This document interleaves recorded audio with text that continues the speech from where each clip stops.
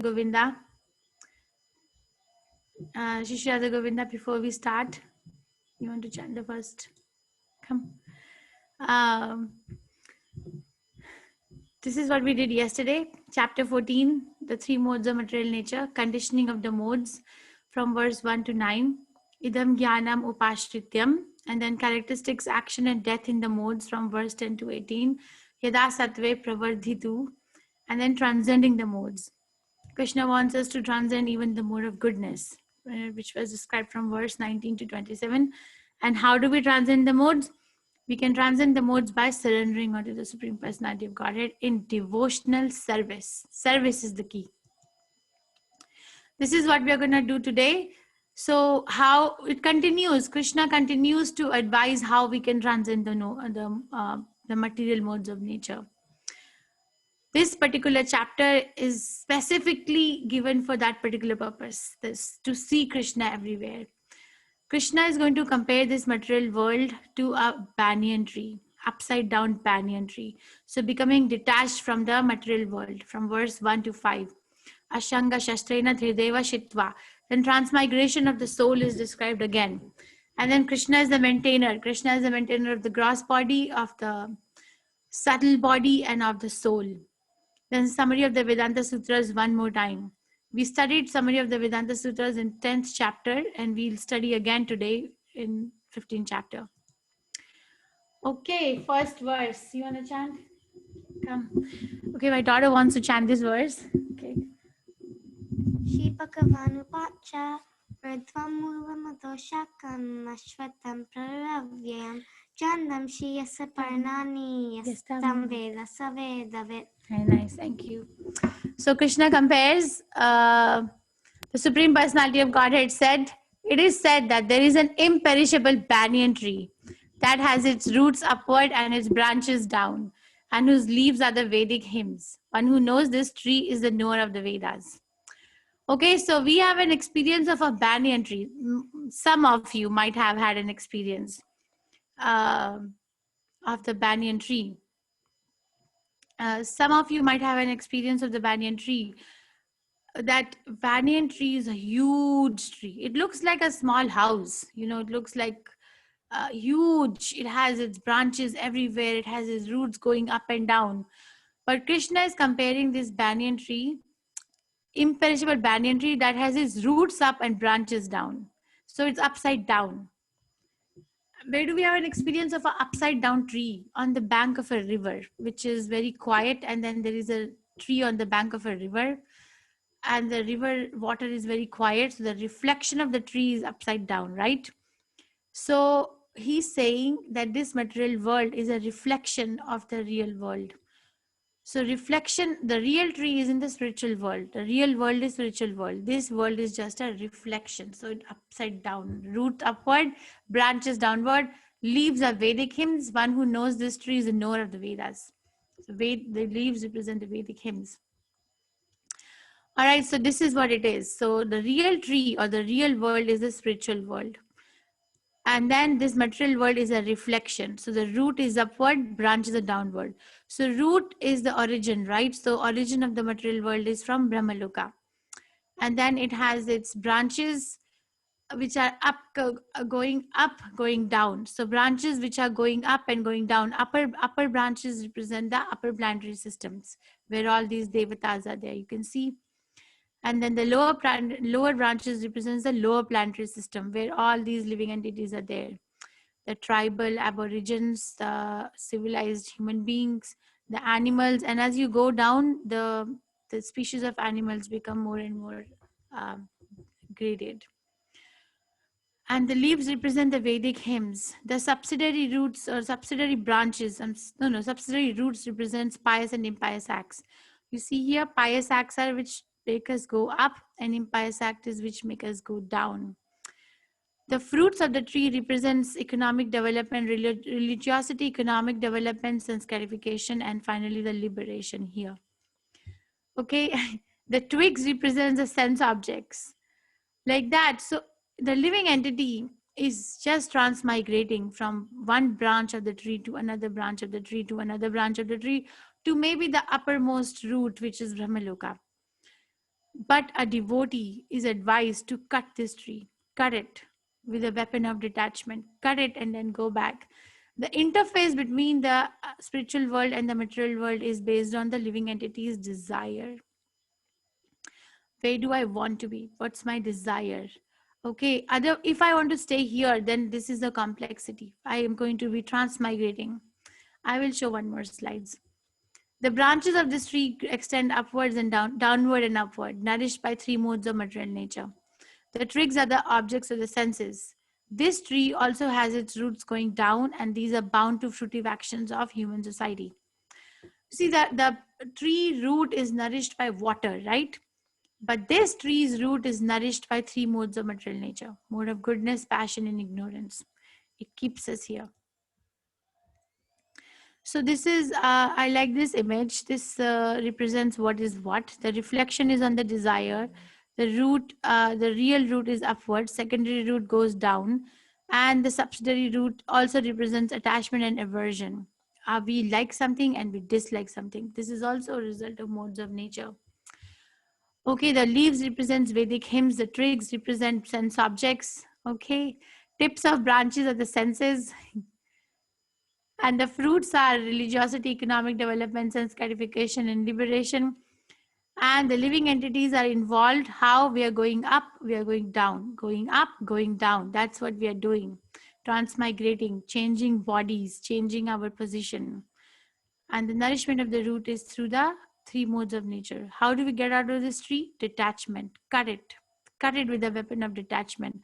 What is the meaning of detachment? The meaning of detachment is these three things. Find out the one who is in knowledge. Hear properly from a spiritual master. Hear about the relationship of the Lord and the living entity.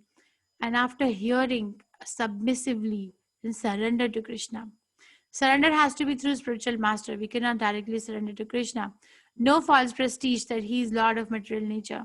And the person, the spiritual master, is not in false prestige, and he can take us out of the illusion. And then then attain the eternal abode, which is free from dualities and free from false association. Krishna continues. The real form of this tree cannot be perceived in this world. No one can understand where it ends, where it begins, or where its foundation is. But with determination, one must cut down this tree with a weapon of detachment. So doing, one must seek that place from which, having gone once, one never returns. And there surrender to that Supreme Personality of Godhead, from whom everything has begun and in whom everything is abiding since time immemorial. Okay, so that's what we have to do. Not like, okay, I'm sitting here on a plastic chair. Tomorrow I'm going to buy a chair made of gold. No, leave this chair. And now Krishna is going to give us the information about where is he telling us to go. Eternal abode. What are the characteristics and how does that world look like? Okay, so we are here. This world is dark. The material world is a dark place. That's why we need sun and moon, the sources of light. Spiritual world is not dark. Nadad bhashyate suryo, na shashanko, na pavakaha, yat gatva na nivartante tad dhama paramam mama. That abode of mine is not illumined by the sun or moon, nor by electricity. One who reaches it never returns to this material world. So that place is not, we don't have to pay electricity bills there. It's self-illuminated. Everybody is self-effulgent. Purity is the force, right? Pure things are effulgent. Krishna is very effulgent because Krishna is apapa buddham. No amount of contamination or sin can do anything to Krishna. Krishna is compared to sun. Sun, if we expose any level of contamination to the sun, any level of infection to the sun never becomes contaminated. Actually, sun has so much antiseptic potency that it can make the thing disinfected, right? Similarly, Krishna is like that. Krishna cannot be contaminated. And Krishna continues that why is he claiming the proprietorship over us? What makes him say that, come back to me, you're in a wrong place, come here? What makes this is what makes it. Mame vansha jiva loke jiva bhuta sanatana mana shashta indriyani prakarti sthani karshati. The living entities in this conditioned world are my eternal fragmental part. Mam eva ansha. This word. My part. Eternal fragmental part. Okay. Due to conditioned life, they are struggling very hard with 6 senses, which includes the mind. So, Mam Eva Ansha Jiva Loke. Mam Eva Ansha means my eternal, my part and parcel. Jiva Bhuta Sanatana. But what is the characteristic of my part and parcel? They are eternal. Sanatana. Mana Shashta Indriyani. Mane, here they are struggling. They are struggling with the 6 senses, which includes the mind. Prakriti Sthanika. They are struggling. Okay, so here this establishes my relationship with Krishna. I am eternal part and parcel of Krishna, eternally fragmented. I am never going to become one with him. It's not that I'm going to become one, merged in Krishna. Nothing like merging. I remain a separate living entity, but I have a relationship with Krishna. That he is a creator and I am created. And that is what is my fundamental, foundational living life begins from, constitutional position. There is nothing else. Everything else is just a covering, and I have to get rid of these coverings. Mam eva ansha jiva loke jiva bhuta sanatana. People think that one becomes one with God.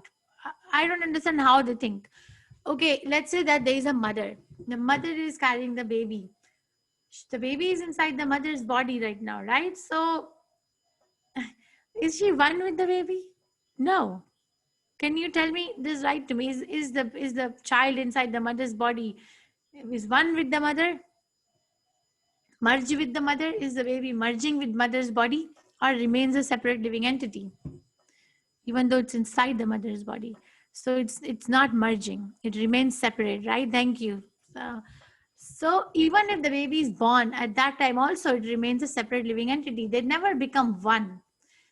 Yes, it's a part and parcel of mother's body, but it doesn't become one. Similarly, we don't become one. We don't merge.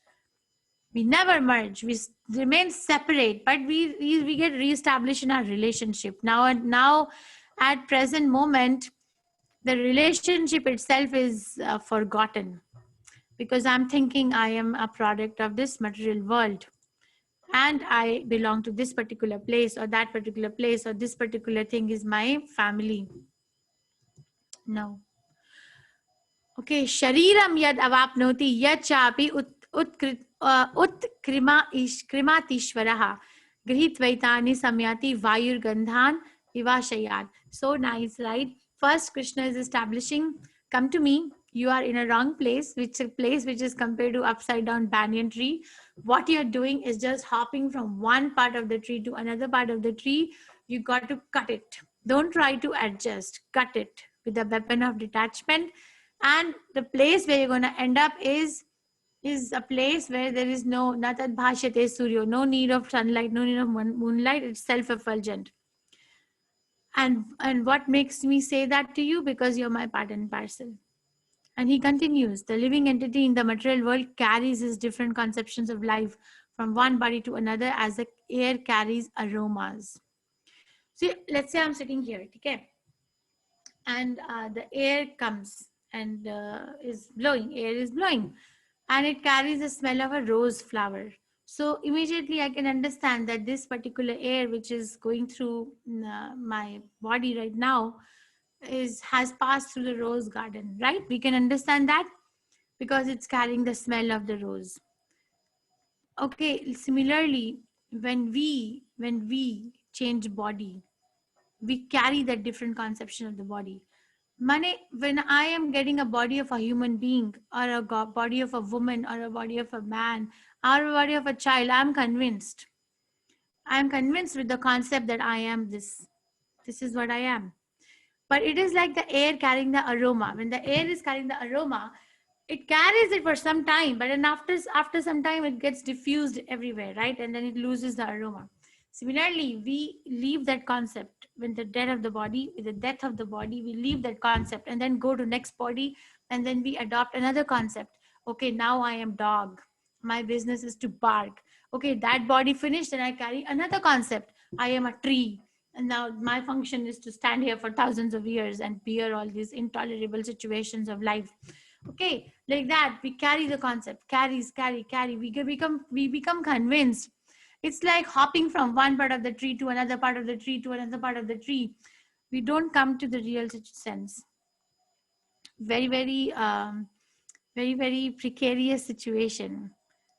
Okay. The living entity thus taking another gross body. So thus taking another gross body obtains certain type of ear, tongue, and nose and sense of touch, which are grouped about the mind. He thus enjoys a particular set of sense objects.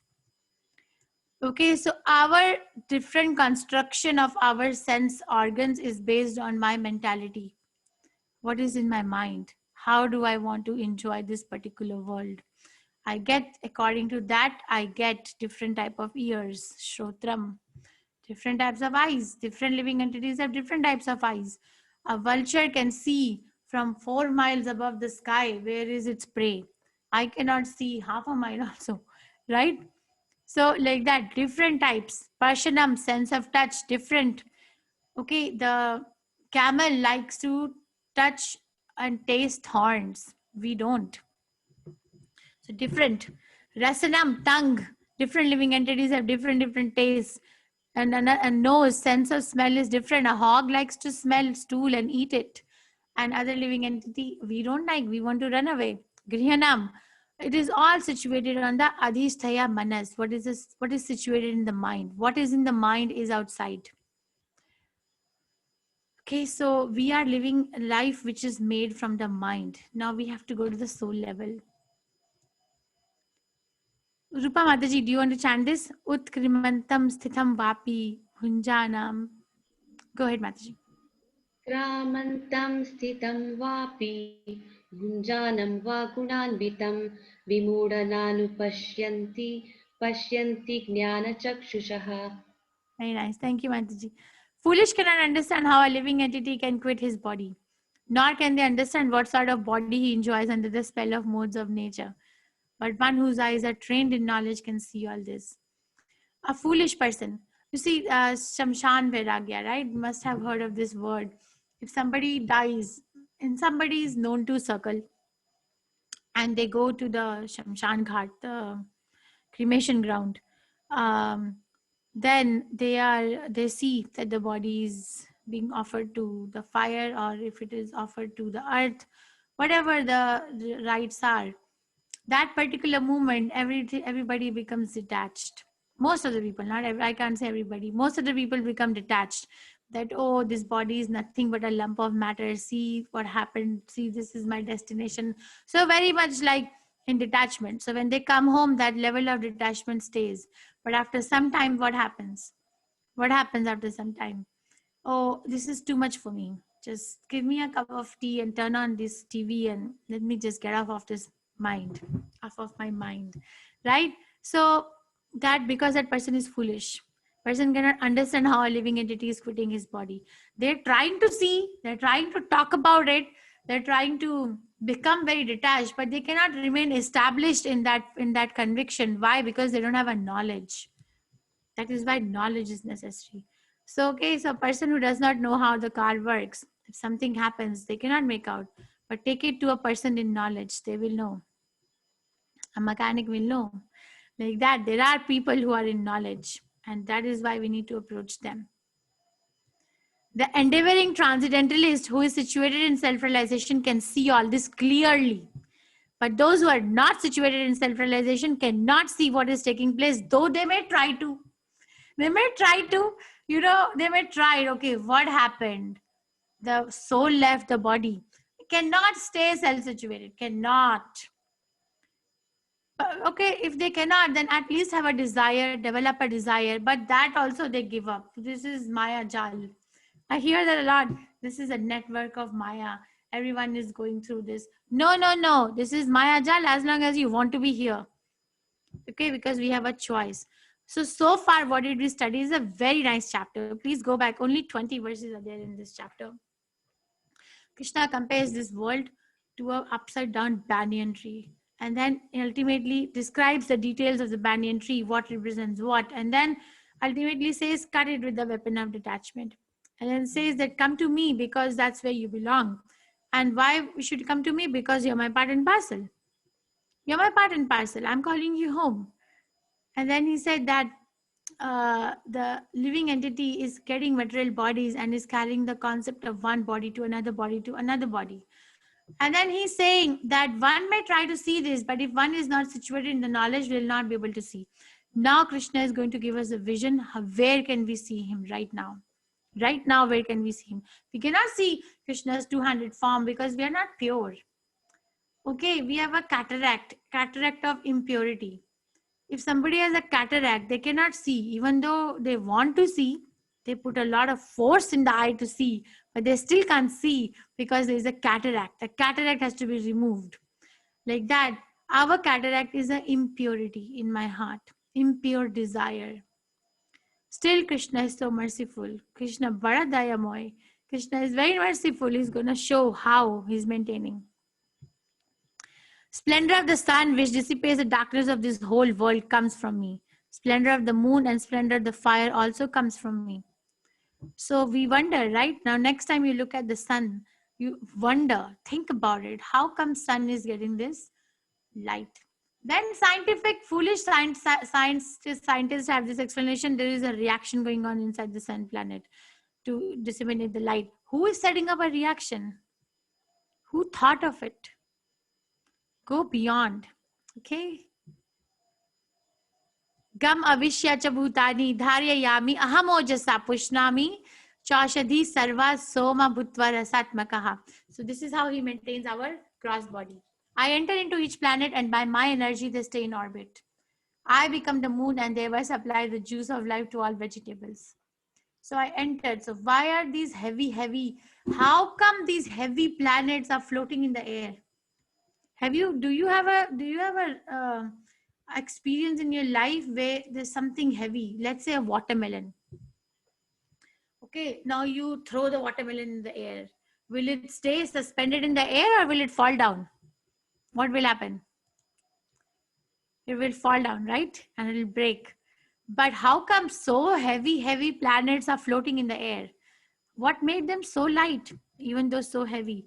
The spirit, Krishna enters it. He says that I enter into each planet and by my energy they stay in orbit. And Prabhupada said someone can do a research on it if they want to. I become the moon and thereby supply the juice of life to all vegetables.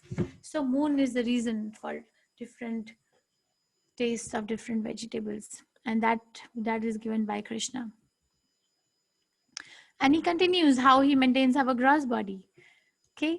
Aham Vaishvanaro Bhutva Praninam Deha Ashritaha Pranapana Samayukta Pachami Annam Chaturvidam. I am the fire of digestion in every living body. Fire of digestion in every living body. I am the air of life, outgoing and incoming, by which I digest 4 kinds of food stuff. Who know this sign that fire of digestion and then incoming and outgoing air, the air that we breathe and how we breathe, it decides our digestion of 4 kinds of food stuff. We have 4 kinds. Who knew this? 4 kinds. Some food stuff is chewed, some is licked, some is sucked, and some is what are the 4 kinds? Chewed, licked, drunk. Yes, Mother. Drunk. Okay, so if somebody has an indigestion, it means that the fire in the stomach is upset. So that fiery quality has to be ignited. So this is how he's maintaining our gross body. So how he maintains our subtle body, mind and intelligence, how he's maintaining that. Sarvasya chaham aham. Aham sarvasya cha aham hridhi sannivishto matta smriti jnanam apohanam cha. Vedeshcha sarver aham eva vedya vedanta krit vedavit eva chaham. So I am seated in everyone's heart. Sarvasya chaham hridhi sannivishto. Everyone's heart. You have a heart? Yes, Krishna is there. I am seated in everyone's heart. And from me comes remembrance. Matta smritir jnanam. Smriti means remembrance. Remembrance means that we know something but we forgot, but then we get reminded. Okay, jnanam means knowledge. Knowledge means that I don't know something, but I acquire a new skill or new concept. Matta means forgetfulness. We forget stuff, right? So apohanam cha, Krishna gives all this. And then Vedeshcha Sarver Ahameva Vedyo. By study of all the Vedas, I am to be known. Ahameva Vedyo. You know, we set an intention, right? Our intelligent student sets an intention before they study or before they do something, right? So the intention of studying the Vedas is to know Krishna. In fact, Vedanta Krit Vedavit Eva Chaham means, in fact, I'm the compiler of the Vedas and I'm the knower of the Vedas. So compiler in Vedavyas incarnation, Krishna is the compiler of the Vedas and he's the knower of the Vedas. So intricately we are related to Krishna, so intricately. There are two classes of beings. Now this starts the summary of the Vedanta Sutras. The fallible and the infallible. In the material world, every entity is fallible. And in the spiritual world, every entity is infallible. So material world, everybody is fallible. Why? Because we are associating with modes of nature and living a life of false identity. And we are separated from Krishna. We are separated. When we get separated, we fall down. We fall down in this material world to die again, to take birth again, to grow old again, and to have diseases again. That's a fall down from my situation. If somebody is a millionaire and tomorrow they become a beggar on the street, that's a fall down, right? That's what has happened. Nobody is rich. You think you are rich. What rich? It's so temporary. After the body leaves, after the soul leaves the body, after the soul leaves the body, then what was rich? What was rich? But spiritual world is not like that, because they are one in agreement with Krishna. That yes, Krishna. Yes, saying yes to Krishna. Besides these two, there is the greatest living personality, the Lord himself, who has entered into these world and is maintaining them. So Krishna is establishing his situation as different from both fallible and infallible. Krishna is neither fallible nor fallible. He is besides these two. Besides these two, the greatest living personality, who is the source of fallible and infallible. Okay, this is called remembrance. Krishna is giving us memory. And Krishna is maintaining both. Krishna maintains the fallible and infallible, or the living entities in the material world and in the spiritual world. Both need maintenance.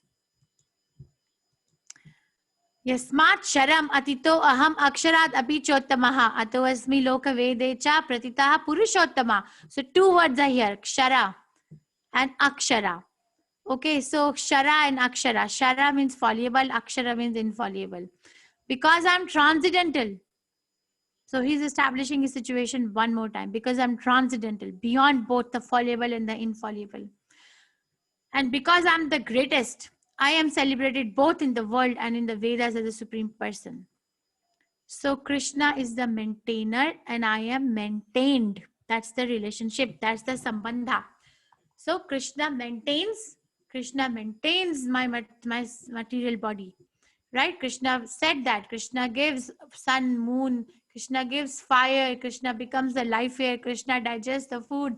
Krishna maintains my subtle body. My intelligence, my forgetfulness, my remembrance, my knowledge comes from Krishna. Then Krishna maintains my soul. Even if Krishna, super soul, doesn't maintain the soul, soul cannot exist. It's not possible. Okay, so Krishna is the maintainer and I am maintained. I am living at the maintenance of Krishna, and that relationship cannot be changed, non-negotiable. So this is called Sambandha. The summary of Vedanta Sutra, right? 16, 17, 18 established as Sambandha. Does anyone know what pastime is this? What is happening here? What pastime is this? My admins can unmute. What pastimes are this? Anyone knows what's happening here? Is this the pastime where Brahma had stolen all the boys, Yes. all the boys that were playing with Krishna, and then when he came back, they were all there. So it was Correct. Krishna's mercy. Yes. So Brahma Vimoha Lila. So Brahma wanted to test, thank you Mataji, that Krishna is the supreme personality of Godhead or not. So Brahma played a trick. He stole all his friends and animals. And after putting them to the mystic sleep, he comes back after a moment. Because Brahma's movement is Earth's 1 year. So after that, he sees that everything is as it is. Everything is as it is. And Krishna shows his expansion. He said, I expanded myself into all the boys, all the animals, all the fruits, and whatever you took away. So Krishna becomes convinced. Sorry. Everyone is surrendering to Krishna. Everyone surrenders to Krishna with awe and reverence because this is a relationship of love. Krishna wants us. Otherwise, why will he give this much of a memory? Why will he send his messengers, his bona fide representatives to claim us back? What is the reason Srila Prabhupada would start International Society for Krishna Consciousness? This is the reason. Because Krishna wants us back. Lord Shiva, Indra, Brahma, everyone pays obeisances to Krishna. And Krishna also loves them. There's a relationship of love. Okay, Lord Brahma, whenever there is a problem, he goes along with other major demigods and Mother Earth in the form of cow, Surabhi, and meditate on Mahavishnu. Lord Shiva is such a nice Vaishnava. He's adorable. You should please read his commentary on Srimad Bhagavatam, 4th canto and 8th canto. He speaks about the glories of Krishna to his wife Sati, to all the other exalted devotees. 6th canto also he speaks a little bit. So first is Sambandha and then one is Abhidaya. What is the relationship? Relationship is I am maintained and Krishna is a maintainer. So what is the activity in that relationship? Yomam evam asamuddho janati purushottamam sasarvavid bhajati mam sarva bhavena bharata. Whoever knows me as a Supreme Personality of Godhead without doubting is to be understood as a knower of everything. And he therefore engages himself in full devotional service, O son of Bharata. So what is the activity in that relationship? One who is convinced. What are the symptoms? Fully engaged in devotional service to Krishna. Person realizes I have nothing else to do other than serving Krishna. And serving Krishna means everything. Okay, there's nothing separate from serving Krishna. Somebody may ask, other common question asked is, if Krishna is maintaining me, why will I work? Well, constitutionally, we are not supposed to work, but now we are in the very awkward situation where we have to work. That's why Krishna wants us back. Come back and know. We don't hear from Bhagavatam that there is a company or factory there or university there in Goloka, Vrindavan or Vaikuntha, or people are getting up and eating breakfast while driving in the car. They don't even have time to eat. Not like that. But we are in an awkward position. We have put ourselves. So punishment has to be given. We cannot, if we become so comfortable here, then we'll never try to go back. So it has to be given. Okay, that's a punishment. Work. This is the most confidential part of the Vedic scriptures. What is the most confidential part of the Vedic scriptures? That one who is fully convinced about Krishna's relationship with the living entity is engaged in devotional service, full devotional service, without reservation. Most confidential part of the Vedic scripture. O sinless one, and it is disclosed now by me. Whoever understands this will become wise and his endeavors will know perfection.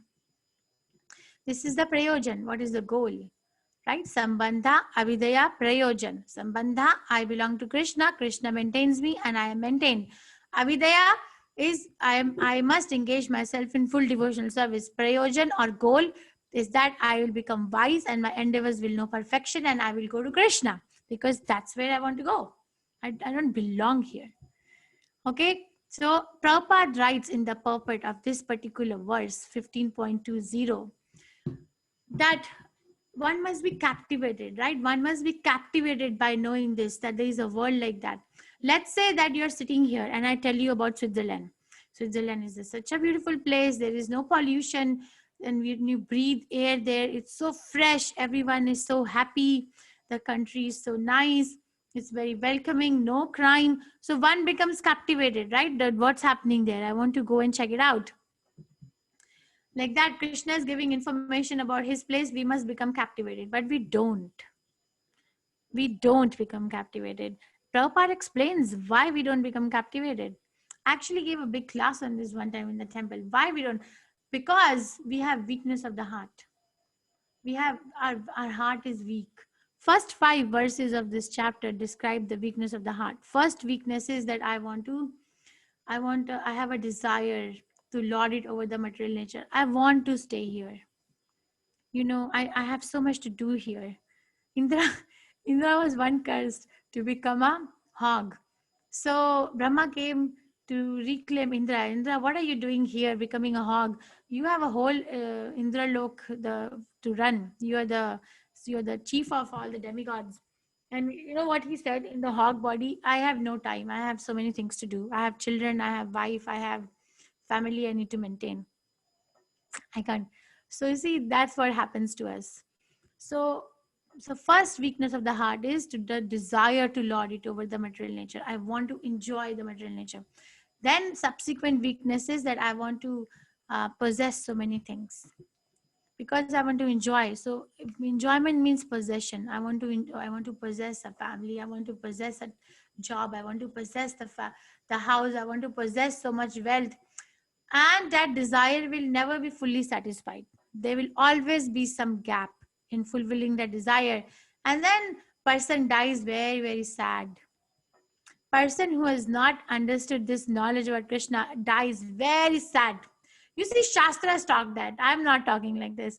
I am yet to face the death one more time. If I don't go to Krishna, then that's what. But so I don't remember what happened to me last birth. But Shastras say that if I don't do this, then I'm going to die very, very sad and morose. So you want to die sad?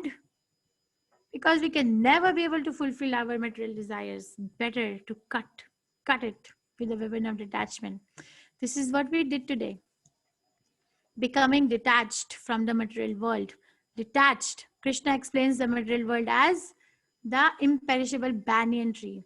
From verse 1 to 5. Astanga shastrena dhridena chitva. Then Krishna explains how a living entity is transmigrating from a lower branch to a middle branch to a higher branch. Cut the branch. From 6 to 11. Pashyanti jnana chakshusha. So where Samshan Vairagya I explained. Then Krishna is a maintainer. Krishna maintains everything. 12 to 15. Krishna maintains the gross body. Krishna maintains the subtle body. Krishna maintains the soul. And Krishna is the one who is to be known. Vedeshcha sarver ahameva vedyo. And then we studied the summary of the Vedanta Sutra. Sambandha avidaya prayojan. What is my relation with Krishna? What is the activity in that relationship? And what is the goal of that activity? From verse 16 to 20. Iti guhya tamam shastram. Very, very confidential knowledge. It's very confidential. Okay. So I will ask you 2 questions. Let's see how much you understood. Krishna. Yes, one question after another. What is the material tree of the material world situated on? 15.1. Brahma's head, earth, Indra, material desires. Like the tree on the tree around us is situated on the earth, right? What is this tree situated on? The banyan tree, the imperishable banyan tree that is discussed. And who is the knower of everything, according to verse 19? One who knows Krishna as the Supreme Personality of Godhead, one who offers his or her obeisance to the Lord, one who can chant the Vedic hymns, all of the above. Very tricky question. Knower of everything is here.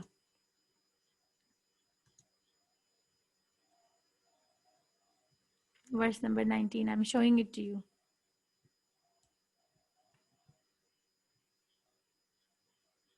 Okay, so far 45% of the class is voted.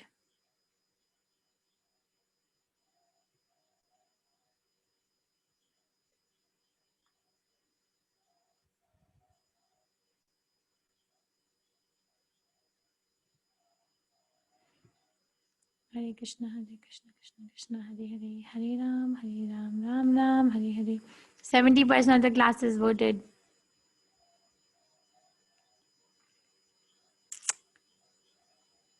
All right, so I'm going to end the polling in 10 more seconds.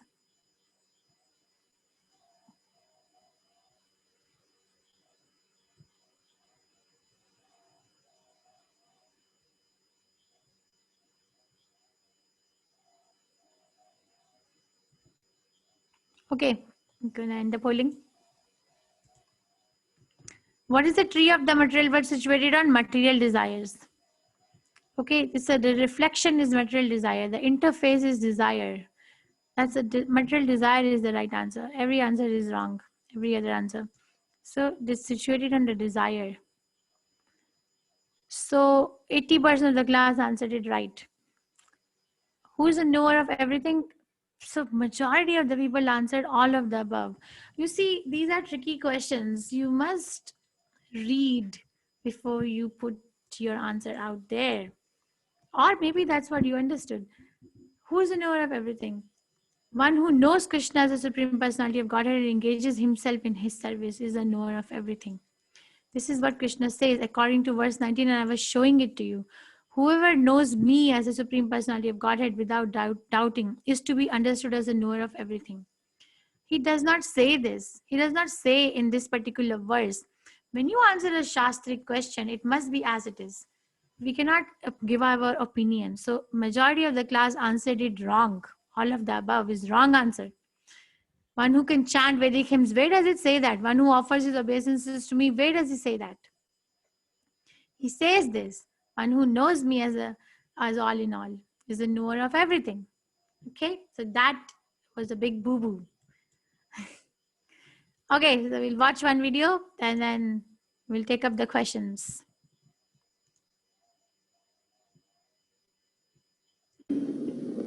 India means senses. We cannot understand what is Krishna or God, his name, his form, his attributes, his pastimes. We cannot understand by these blunt material senses. Then how it is to be understood? After all, this human life is meant for understanding God. That is the only business of human life. The nature, material nature gives us this opportunity to have this human form of life. The facility of this life, or this form of life, is given to us just to understand God. Other forms of life, cats and dogs, trees, and so many other things. There are 8,400,000 forms of life. So in other forms of life, it is not possible to understand what is God. If we call all the dogs of your country, come here, we shall talk about God. No, there is no possibility of understanding.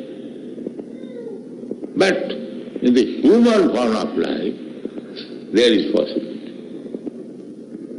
Doesn't matter whether it is in India or America or Australia, any human being, if he tries and if he reads the scriptures, never mind Bible, Bhagavad Gita, Bhagavad, then he will understand God.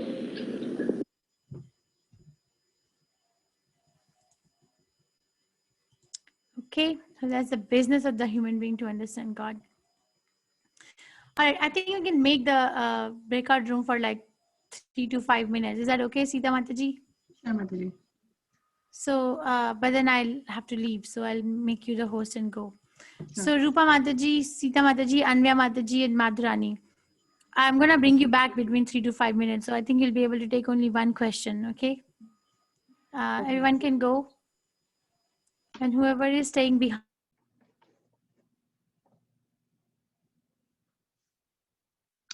Hare Krishna, everyone. You can all please raise your hand if you have a question in today's chapter. Megha Mataji, please go ahead. Hare Krishna, Mataji. Hare Krishna. Mataji, I just wanted to know that just now when we learned in this session that Krishna controls our mind, right?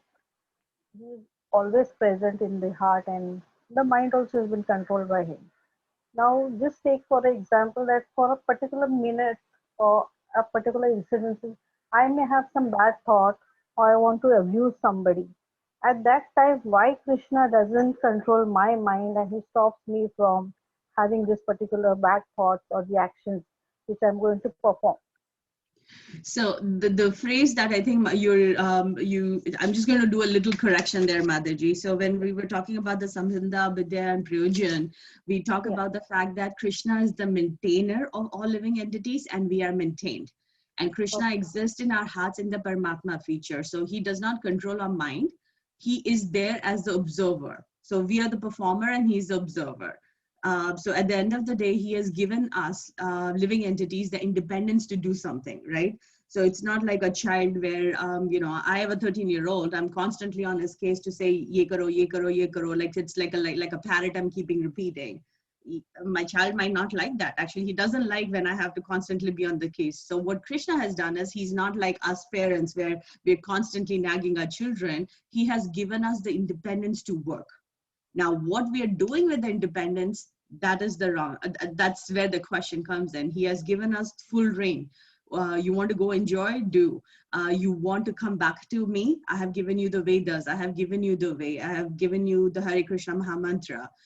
We are not choosing to do it. So it's not Krishna which is making us think impious activity or pious activity. He has given us the free reign and we just don't know what to do with that independence. That's why we think different things. So Krishna doesn't control our mind. Krishna has given us the independence. It's us as living entities that we are not making the right choices. Okay, thank you, Mataji. Hare Krishna. Anybody else? Padmavati Mataji, please unmute yourself. Hare Krishna Mataji. Hare Krishna. Yeah, I wanted to know more about fallible and infallible, no? That shloka comes to. So who are fallible and who are infallible? How do we... Anybody that is in the material world, Mataji, including demigods, you know, when we come into when we speak about it, they're all fallible, meaning they're under the scope of Mahamaya. The Shastric word that is, I think it's used, is called Nitya Bandha, where we are under the three modes of material nature. And infallible is anybody that is in spiritual world is infallible. Shara and Akshara is the meaning. Which the simple difference is a fallible living entity. One, a definition is there in this material world. Two, have forgotten what their constitutional position is. And what is the constitutional position of a living entity is to be in constant service of Krishna. I want to enjoy. When the thought comes, that's when we go out from the material world and we go out from the spiritual world and we come into the material world. Infallible is like Goloka, where souls are in constant service of Krishna. So that's the two differences between there. One, I'm the enjoyer. In the material world, I'm the enjoyer. When I start thinking about that, that is Shara or fallible. Akshara is living entities in the spiritual world where they're in constant service of Krishna. Okay, so both are in the material world only, or it is... No. Material world is fallible. Infallible is in the spiritual world. But we all are living in the material body, no, Mataji? So how do we tell we are in the material world or in the spiritual? How do we all are in the... Everybody in this material, like the earth, for example, right? We are in Bhuloka, right? So that is a material world. But we have this, in this material world, we have a scope of going back, and that is with devotional service and there. So you could be, it's very rare, in like 1 in a million person would come to the stage of infallible living entity if we have devotional service and we are in the transcendental service. So it's very rare. The generic definition is those two, but a person who's realized can come to that stage. Okay, the Swamis, no? Who are the Swamis? They are in that stage, right? I don't know who the Swamis are, Mataji. I'm just giving you the general definitions. No, in ISKCON there are many Swamis, no, Mataji? So I just wanted to know. Yeah, the Swami definition is misused in India. That's why I don't want to say yes or no. So in ISKCON, within ISKCON I'm talking, Sita Mataji. In ISKCON temple, there are so many Swamis, no? So they all are Radhanath Swami. Usually I manage to do it throughout my schedule, but somehow yesterday I missed it. And at the end of the day, I was feeling very guilty about it, that I was not able to chant today. So, like, is that okay? That is all I'm saying. Like, why? That's what I'm telling you, that we cannot chant. Okay, because there is no other way. If I'm under treatment and if I can miss a dose, then my sickness is going to be just prolonged. So the only solution is that you miss whatever you missed yesterday, you catch up and do today's too. So double dose. Okay. Hare Krishna Mataji. Thank you so much. Hare Krishna. Thank you. Okay, Sita Mataji, I will. Is not desire and working interrelated? Can we be totally devoid of desire in practical world? We never talk about getting rid of the desires. We just have to purify the desire. Is not desire and working interrelated? It is absolutely related. Sarita Mataji, you're asking this question.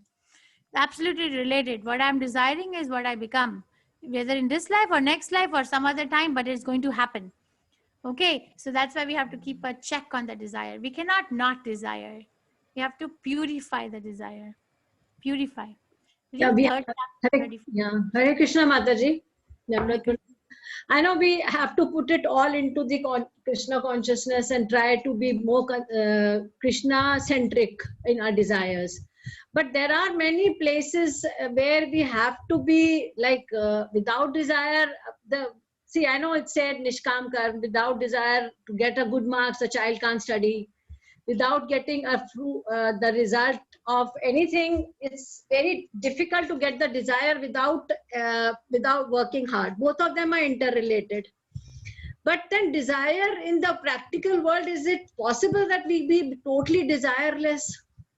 Mataji, that's what I'm trying to tell you, that there is nothing called desirelessness. I have not come across this word desirelessness in the entire Srimad Bhagavatam that I've read, or Bhagavad Gita, or even Chaitanya Charitamrita. I have not come across even one time this word, Prabhupada using desirelessness.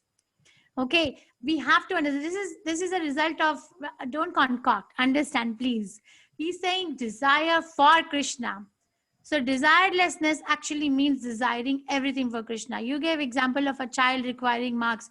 I will tell them that another student who is not in Krishna consciousness is working for their sense gratification. You see, when I will get the marks and I will be the center of attraction and I will be applauded, and then I will get good college, and then I will get good job, and then I will enjoy my life. This is what is there, right?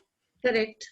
But a devotee of Krishna is full of desire that let me do it the best way possible, because Krishna has given me the intelligence. Krishna has given me the remembrance, the knowledge. Let me do it the best way possible and present it to the deities. So in a temple, especially in South India, I've seen it. There is a etiquette of presenting the record of the day to the deities, that they read it out, that this is what happened today. If you attend Mangalarti of Mayapur and Vrindavan, they read it out to the deities. How many people, how many visitors we had to take your darshan yesterday? How many books were distributed for your glorification? How many new people chanted the... So what we are desiring, we are setting up goals, but it is for the deities. So then Arjuna is not going to become desireless. He's going to desire to fight with utmost vigor for Krishna's satisfaction, because Krishna wants that. Okay, so there's nothing called desirelessness. Everything can be dovetailed in Krishna's service. Every single thing, because this is Krishna's place. Let's say if somebody comes to your house and works for you in your house, then they cannot say, oh, I can do something for myself here. Can they say that? Yeah. They cannot. They have to do, that is a right proper way of doing the duty. Let's say you have a Tesla, very expensive car of today's world, and then you have a driver. A driver can say, let me drop Dr. Kapoor to the clinic and then I'm gonna go shopping. Can he do that? Correct. But he's also driving Tesla. He's also enjoying the same luxury that you are enjoying, but through you. And that is a proper enjoyment. He's not saying I cannot enjoy. He's enjoying. Your servant in the house is also enjoying, because they're also given the same food that you eat, but they're enjoying through you, right? But that needs a lot of practice, and a lot of every minute, everything you have to be concentrated to be Krishna centric, and then keep on doing all the works. And that is the goal of life. That is the goal of life. Yeah.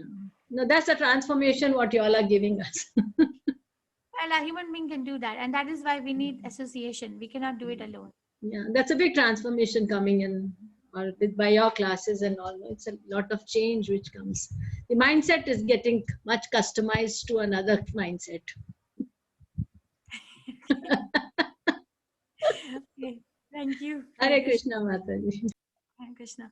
Okay, so Sita Mataji, I'll make you the host. I am sorry I have to leave for work, everyone.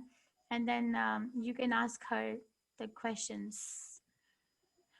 Vancha kalpatarubhyascha kripasindhubhya eva cha patitanam pavanebhyo vaishnavebhyo namo namaha. Antakoti Vaishnavanti ki jai, Srila Prabhupada ki jai. Someone is writing that reading newspaper affects Krishna consciousness. Well, if it takes you away from Krishna, then there you go. You are forgetting Krishna. Krishna consciousness means being conscious of Krishna minute to minute. Being conscious that I am Krishna's and Krishna is mine. If this particular thing is taking me away from that, then yes, please keep a check on yourself, because Krishna is in your heart. You don't have to do it for me or for anyone else. Okay, Mataji, I'm going to make you the host, Sita Mataji. And there are 2 hands raised. Sure, Mataji. Okay, everyone. Hare Krishna. So I'll see everyone tomorrow. Hare Krishna. Hare Krishna, Mataji. Hare Krishna. Hare Krishna. You all can stay. You all can stay.